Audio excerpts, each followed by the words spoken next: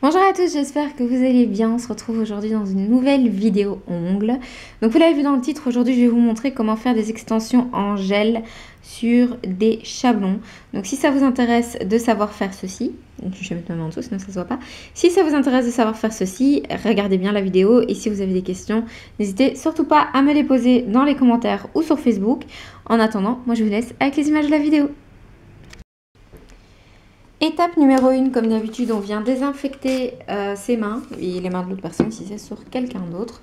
Donc ici, comme vous le voyez, moi j'ai déjà 3 ongles de fait, j'ai déjà fait mon pouce, on ne le voit pas mais j'ai déjà fait mon pouce et ces deux-ci. Et je vais maintenant vous montrer ces deux-là, je pense que c'est suffisant d'en montrer 2, les 5, c'est pas nécessaire. Je vais vous montrer aussi la préparation dans cette vidéo parce que d'habitude je vous la montre pas spécialement parce que j'ai une vidéo spécialement sur ça. Mais je remarque que beaucoup de gens ne vont pas la voir, donc je vais quand même vous la refaire ici. Parce que je ne voudrais pas que vous passiez cette étape, c'est super important. Donc étape numéro 1, bien repousser les cuticules. Sur les côtés aussi. Après, ce qu'on va venir faire, c'est limer la surface de l'ongle. Moi, je viens d'enlever une pose de semi-permanent, donc je vais juste y aller avec une petite pierre comme ça. Si jamais c'est pas suffisant, vous pouvez utiliser le côté doux d'une lime. Donc le côté super doux, celle-ci, c'est une lime ancienne, c'est la mienne. Mais donc j'ai juste besoin ici, dans ce cas-ci, de la pierre parce qu'ils sont déjà été limés il y a même pas une heure. Donc je vais pas les relimer trop non plus, mais je veux quand même être sûre qu'il n'y ait plus de surface grasse sur l'ongle, sinon ça va se décoller. Pour celles qui ont des problèmes de décollement, vous pouvez très bien à ce moment-ci passer un petit coton d'acétone, imbibé d'acétone. Ça va en fait encore enlever plus ce qu'il y a sur votre ongle qui n'est pas censé y être. Ensuite, je viens mettre du déshydratant. Donc ça, on me demande souvent si c'est obligatoire ou pas. Non, c'est pas obligatoire, mais c'est encore une fois pour assurer un maximum d'adhésion à l'ongle. Vous n'avez pas besoin d'une tonne. Vous en mettez un peu. Vous allez voir, votre ongle va redevenir blanchâtre comme ça. Il faut vraiment qu'il soit mat. Il faut qu'il n'y ait plus d'espace brillant du tout. Et ensuite, le primer. J'utilise celui de chez NDED. On m'a demandé si je n'aimais pas celui d'ongle 24. Effectivement, je ne suis pas une grande fan de celui de chez eux. Mon favori, c'est vraiment celui de chez NDED. Et on en met partout. Celui-là, appliquez-le vraiment bien parce qu'il ne s'éparpille pas spécialement. Je veux dire, si j'en mets pas ici dans le coin, il ne va pas se mettre tout seul. Il faut vraiment bien aller partout. Vous laissez ça rentrer dans les ongles. En général, le temps que vous fassiez les 5 ongles, c'est rentré dedans. Moi, je vais attendre quelques secondes et puis je reviens vers vous. Comme vous l'avez vu dans le titre de la vidéo, c'est une pose de chablon. Donc, j'ai ici des chablons que j'aime plutôt bien. Et je vais utiliser le Wrap Gel de chez Ongle 24. Donc, c'est tout simplement un gel qui est assez pratique pour le chablon parce qu'il est vraiment très épais. Il coule pas du tout facilement, donc il est top. On va commencer tout de suite. Donc, vous détachez votre chablon. Dans beaucoup de vidéos, j'ai vu qu'on mettait ceci en dessous ici. Moi, je ne le fais pas parce que sinon, j'ai pas assez de surface d'adhérence et ça ne tient pas. Je vais commencer par l'ongle le plus éloigné. Celui-là est fait. Vous venez placer votre chablon vraiment droit. Ne placez pas votre chablon en bas ni en haut. Vraiment droit. Hop. Voilà, vous venez le coller sur les côtés de doigts, les petits deux bouts ici en bas ensemble et refermer les petits clapets. Voilà, votre chablon est placé. Une fois qu'il est placé, vous assurez qu'il n'y ait pas de trou, donc qu'il ne soit pas trop à gauche, pas trop à droite, etc. Et qu'il soit vraiment en accord avec votre ongle en fait. Moi ici, voilà, j'en suis contente comment il est placé. Et je vais venir faire ma forme. Donc vous voyez, je suis en train de faire des formes plutôt amandes, entre pointe et amande un petit peu. Je vais travailler mon extension avec un pinceau. Donc ça, ce sont des pinceaux de chez AliExpress. Absolument tout ce que dont je vous parle ici dans la vidéo sera dans la barre d'infos comme d'habitude. Vous avez des liens de plusieurs sites. Maintenant, rien ne vous empêche d'acheter tout du même site. Hein. Vous n'êtes pas obligé de... Moi, c'est au fil du temps. Au bout de quelques années, forcément, on finit par avoir pas mal de produits et de marques différentes.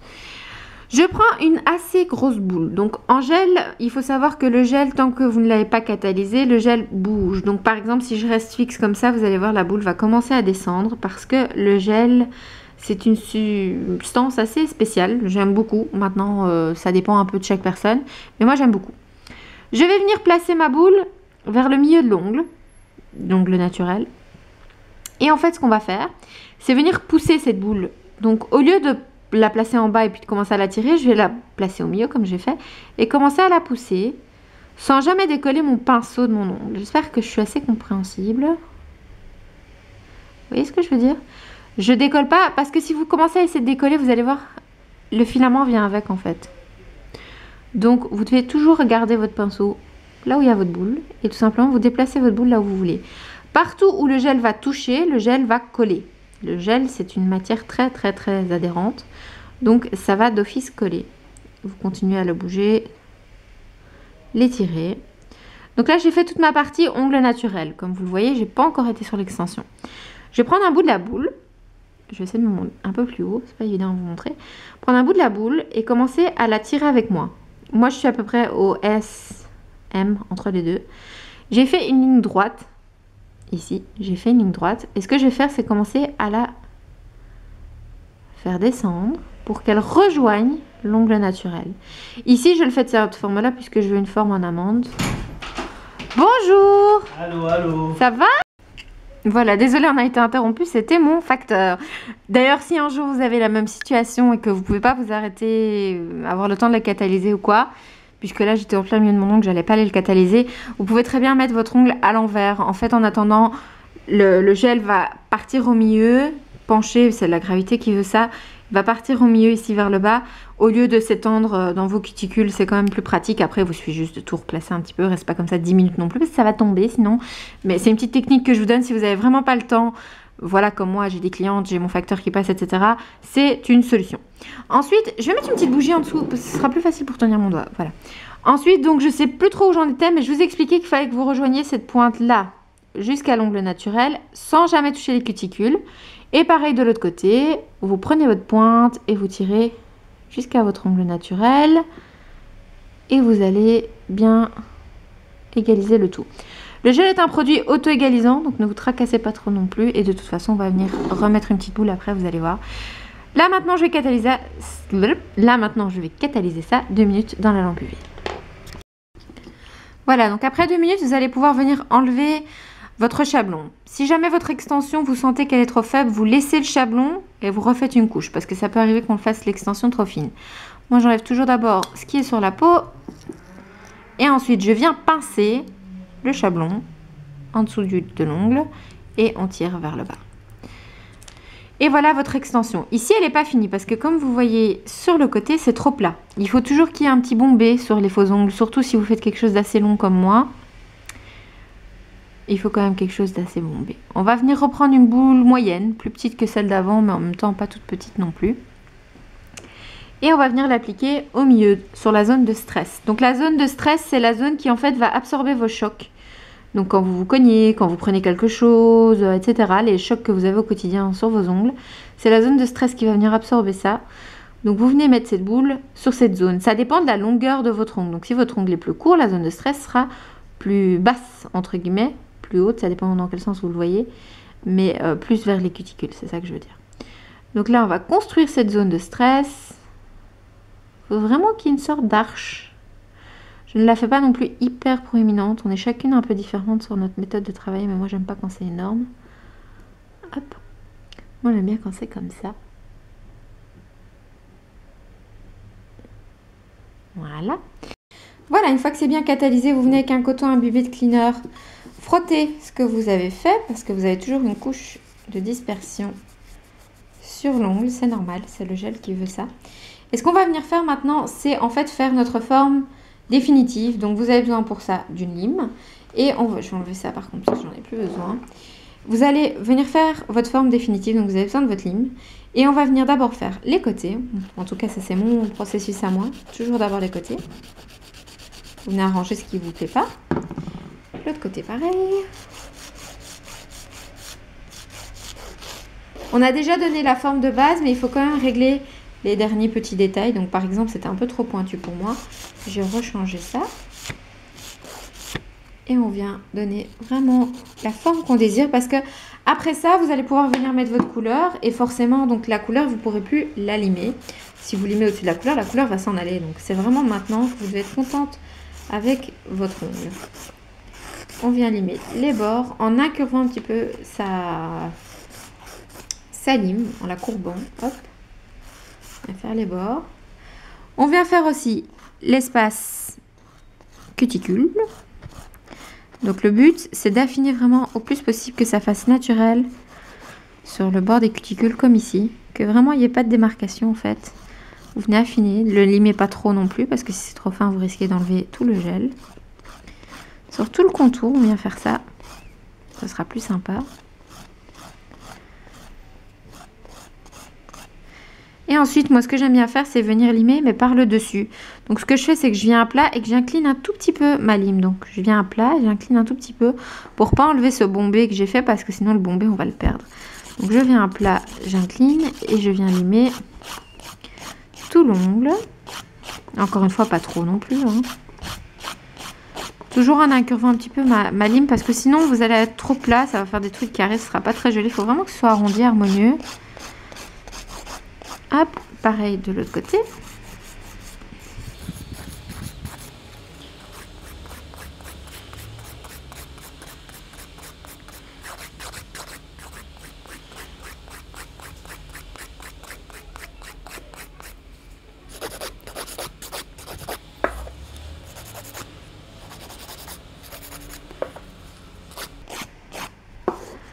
Et je viens arranger la pointe de la manière que j'aime bien. Pointu mais en même temps arrondi. C'est pour ça que j'appelle ça entre-amants des pointes parce que c'est ni l'un ni l'autre. C'est vraiment un mix des deux. Voilà, donc là moi je suis contente avec ma forme. Ce que je vais venir faire c'est passer un coup de bloc tout simplement pour en fait enlever les gros grains pour que ce soit lisse pour le moment où je vais venir mettre ma couleur. Comme ça ma couleur va venir s'appliquer uniformément partout. Et le bloc en fait ça va permettre que votre ongle soit vraiment bien lisse. Pardon, je vous donne des claques. Et voilà votre forme définitive.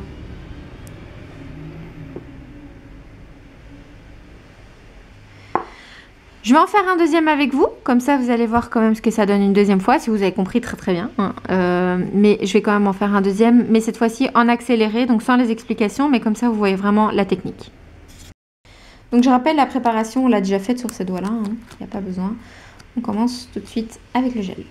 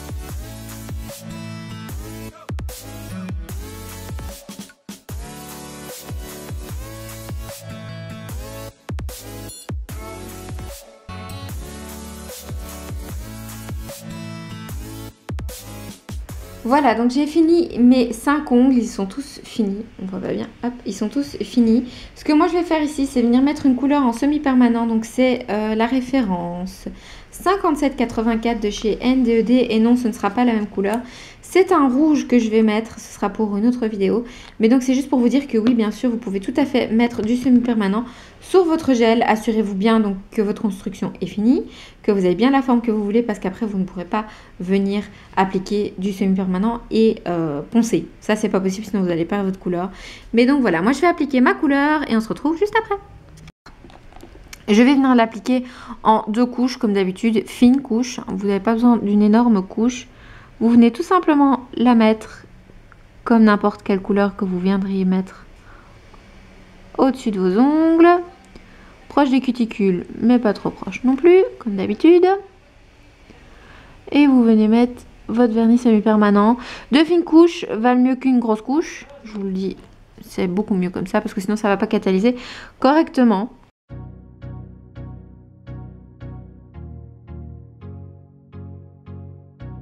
Si vous le souhaitez, vous pouvez très bien catalyser entre chaque doigt si vous avez peur que ça coule.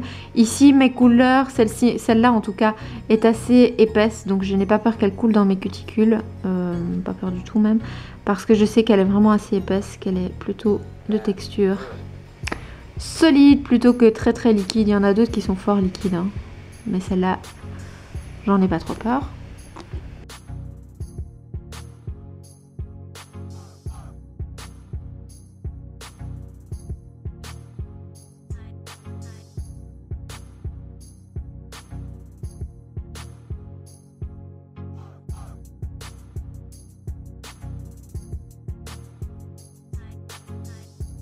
Et 1 minute sous lampe LED.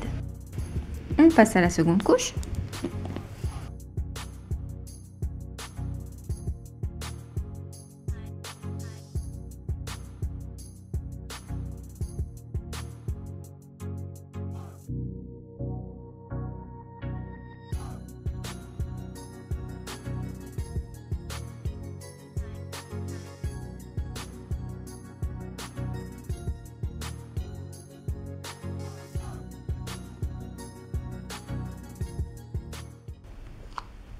Et pareil, 1 minute en lampe LED, 2 minutes sous lampe UV.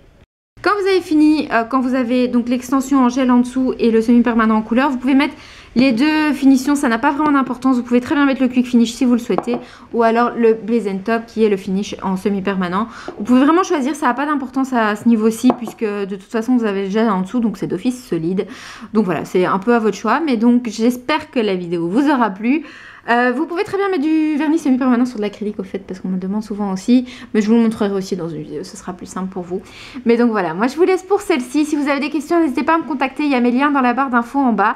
S'il vous plaît, contactez-moi plutôt sur la page Melissa et Bella, c'est la page un petit peu consacrée aux questions YouTube, c'est plus simple pour moi. Mais donc voilà, moi je vous dis à très bientôt, j'espère que la vidéo vous a plu, et puis au revoir, bisous.